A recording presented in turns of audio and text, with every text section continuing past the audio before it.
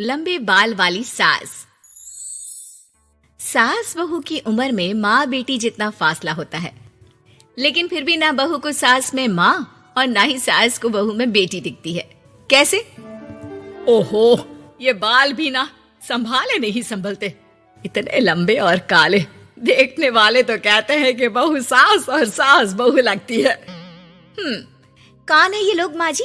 मुझे तो नहीं दिखते जो सास को बहू समझ रहे हैं। अरे चल छोड़ ना, जा चाय लेकर आ जा और किचन में मेहंदी भिगा देना। और हाँ, दोपहर को पार्लर वाली आ रही है मेरे हेयर स्पा के लिए, तो जरा गर्म पानी तैयार करके भाप की तैयारी भी कर देना।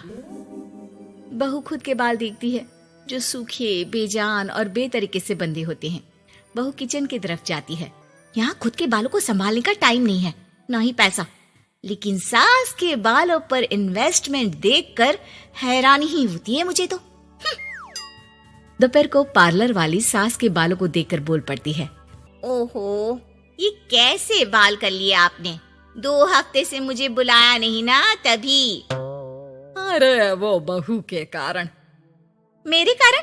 मैंने कब मना किया था आपको किसी चीज के लिए? अब तू ही मायके चली गई थी ना, अब मैं घर का खाना बनाऊं या फिर बालों की केयर करूं? तू जाकर पानी लेकर आ।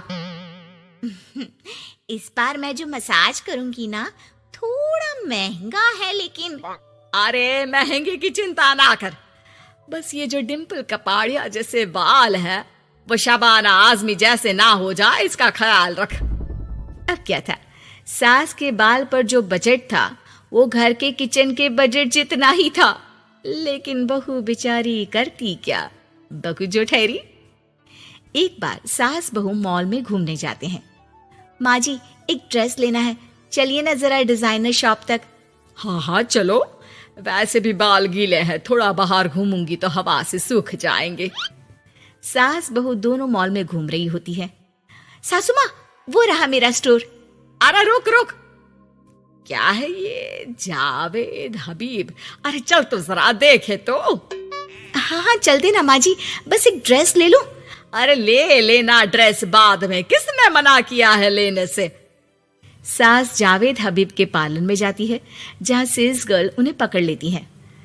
अरे कुछ बालों को सुंदर रखने के लिए क्रीम पाउडर दिखाओ ना, वो क्या है ना, थोड़े बेजान लग रहे हैं। क्यों नहीं, वैसे ये नया प्रोडक्ट लॉन्च हुआ है, इससे आपके बालों की खूबसूरती 4 गुना बढ़ जाएगी। इसे लगाने के बाद ना आपको हेयर स्पा करने की जरूरत पड़ेगी और ना ही किसी महंगे शैम्पू की। बस ये लगाइए और पूरे मोहल्ले में बाल चमकाइए, लहराइए और इतराइए। अरे वाह, कितने का है? इतना सस्ता कि आपको हंसी आ जाएगी। तो एक काम करते हैं ना, पहले हम हंसी लेते हैं, क्यों? ये जरूर आपकी बहू होगी, है ना? कैसे पता? अरे भला कौन सी बहू चाहेगी कि सास के बाल सुंदर दिखे? मुझे नहीं लगता कि आप ये प्रोडक्ट ले पाएंगी। एक काम करिए, फिर कभी आइएगा। अरे ओए, पैक कर दे इसे, और सुन, 2 पैकेट पैक करना, और आज के बाद किसी सास बहू के बीच लड़ाई लगाने की कोशिश ना करना। सेल्स गर्ल मुस्कुराकर साथ खड़ी दोस्तों को देखती है और सामान पैक कर देती है। उन लोगों के जाने के बाद, देखा मैंने कैसे खेल खेला? बहू मानती तो मुसीबत, और ना मानती तो भी मुसीबत। वहीं सामान लेकर सास भी खुश। बाहर निकलकर बहू से कहती है, अरे वाह बहू, अब देखना मेरे बाल ना और ज्यादा सुंदर हो जाएंगे। अब तो लोग मुझे देखकर जलने लगेंगे। वैसे जलन से याद आया, तुझे भी तो ड्रेस लेनी थी ना, चल ले लेते हैं। रहने दीजिए, पैसे किसके पास है जो ड्रेस ले लूं? आप तो अपने बाल लहरा लहरा कर इतराइए। मैं कोई पुरानी ड्रेस ही पहन लूंगी। चलो वो भी ठीक है बहू, देख हमेशा ना फालतू खर्चे से बचना चाहिए। मैं बिल्कुल फेवर में नहीं थी तेरी नई ड्रेस के लिए, फिर भी तुझे मना नहीं कर पा रही थी। बहू के तो मन में आता है कि सास की इस बात के बाद वो उन्हें इतना अच्छा करारा जवाब दे, लेकिन चुप हो जाती है। सास का बालों को लहराना और इतराना यूं ही चल रहा था। एक दिन, माँ जी, न जाने क्यों चक्कर आ रहा है, लगता नहीं कि मैं काम कर पाऊंगी, मैं अपने कमरे में आराम करने जा रही हूँ। थोड़ी देर बाद पति भी आ जाता है। माँ, शिखा को कहीं देखा क्या? आज बहुत दिनों बाद घर की रसोई से इतनी अच्छी खुशबू आ रही है।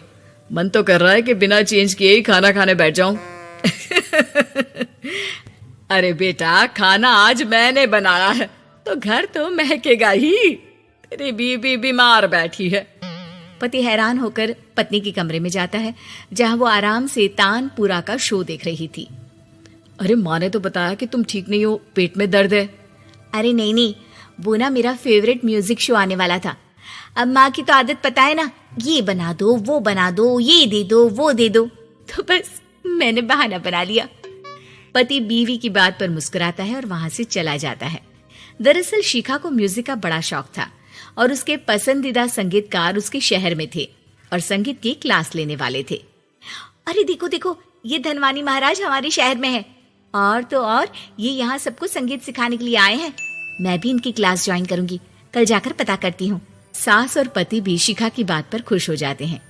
लेकिन अगले रोज जब शिखा वहां से वापस आती है तो उसका मुंह उतरा होता है। अरे क्या हो गया? तेरी शक्ल देखकर क्या उन लोगों ने तुझे लेने से मना कर दिया?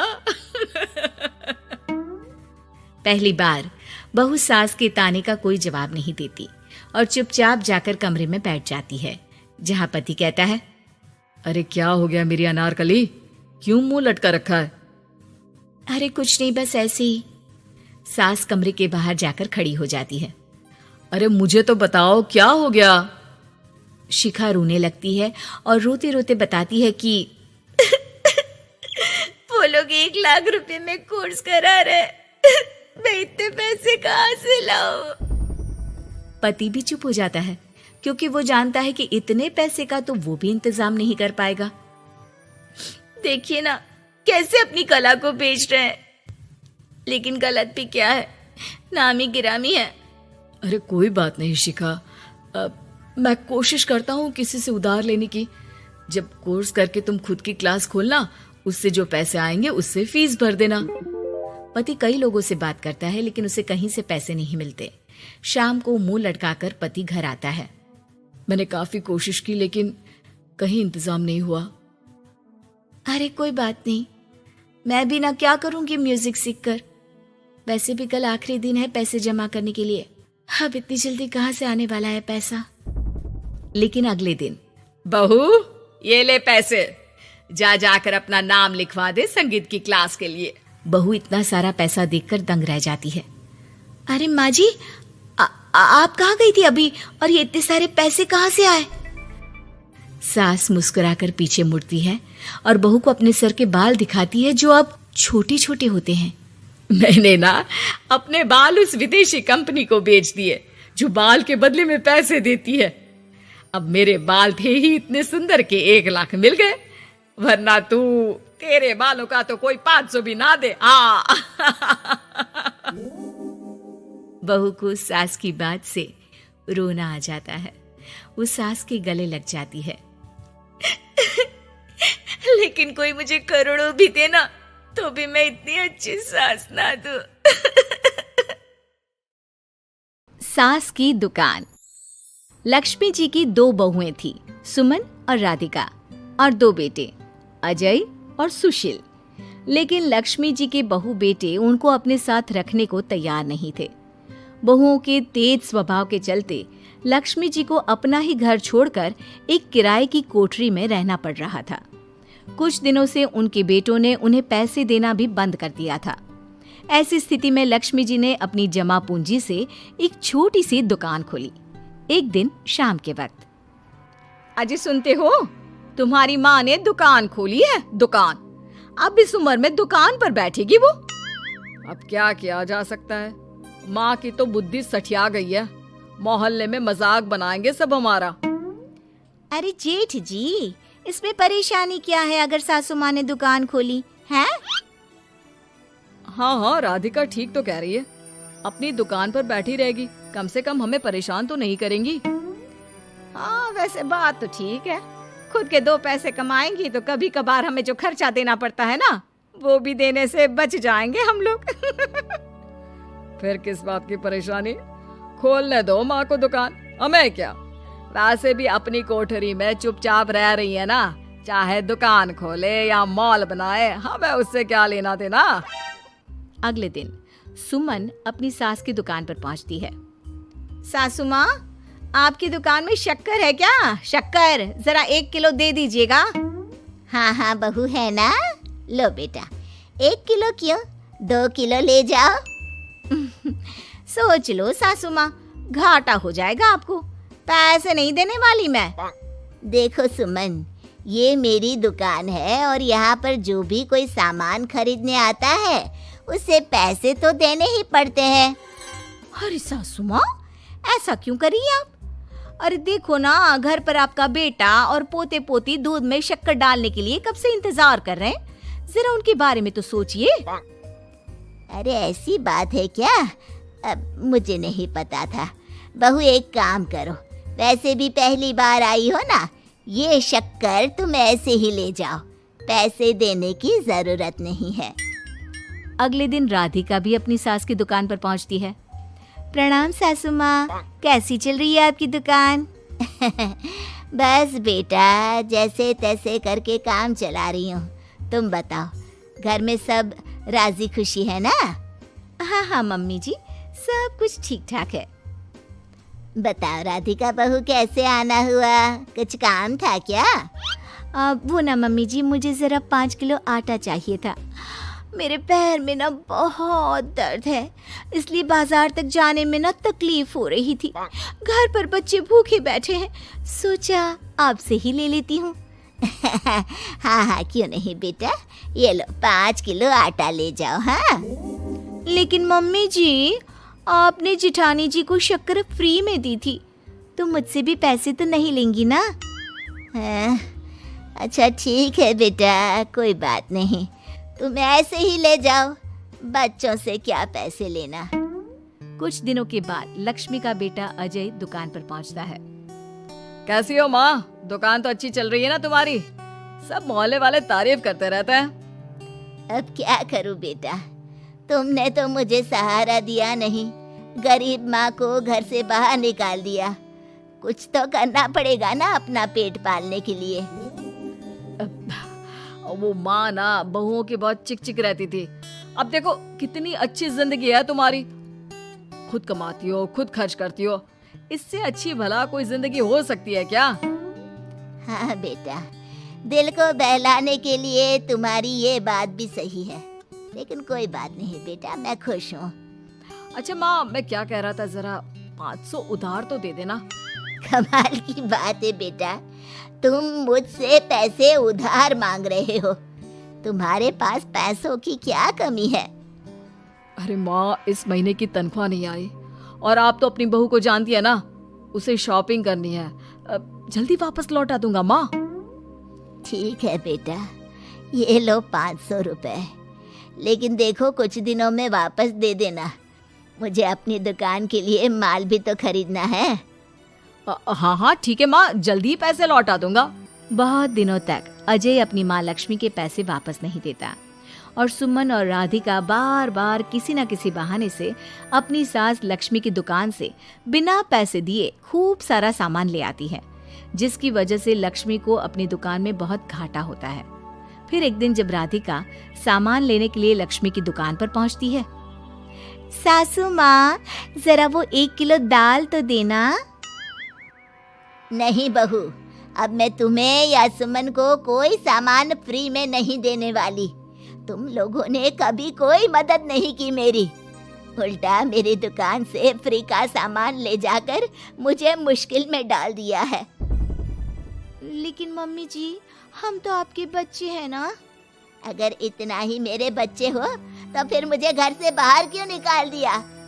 देख बहू, अब मैं तुम्हें 1 रुपए का सामान भी फ्री में नहीं दूंगी, और जाकर सुमन को भी कह देना, आए दिन तुम्हारा पति मुझसे उधार ले जाता है और वापस भी नहीं लौटाता। राधिका गुस्से में घर वापस आती है। घर आने के बाद, क्या हुआ राधिका, बहुत गुस्से में लग रही हो तुम? सासू माँ की दुकान पर गई थी ना। सासू माँ का तो कुछ करना पड़ेगा, जब से ये दुकान खोलकर बैठी है। अक्कड़ तो देखो उनकी।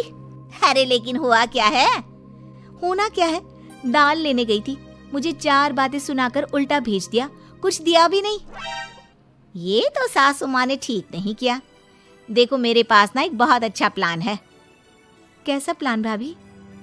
हम अपनी सासू माँ की दुकान में किसी चोर से कहकर चोरी करवा देते हैं और सारा सामान अपने घर मंगवा लेंगे। उसके बाद हमारे पास फ्री में सामान भी आ जाएगा और सासू माँ की अकल भी ठिकाने आ जाएगी। ठीक है भाभी, मैं आपका पूरा साथ दूंगी। आप जल्दी से ये काम करवा दीजिए। और 2 दिनों के बाद सुमन और राधिका एक चोर से मिलकर लक्ष्मी की दुकान में चोरी करवा देते हैं। हे भगवान, ये क्या हो गया?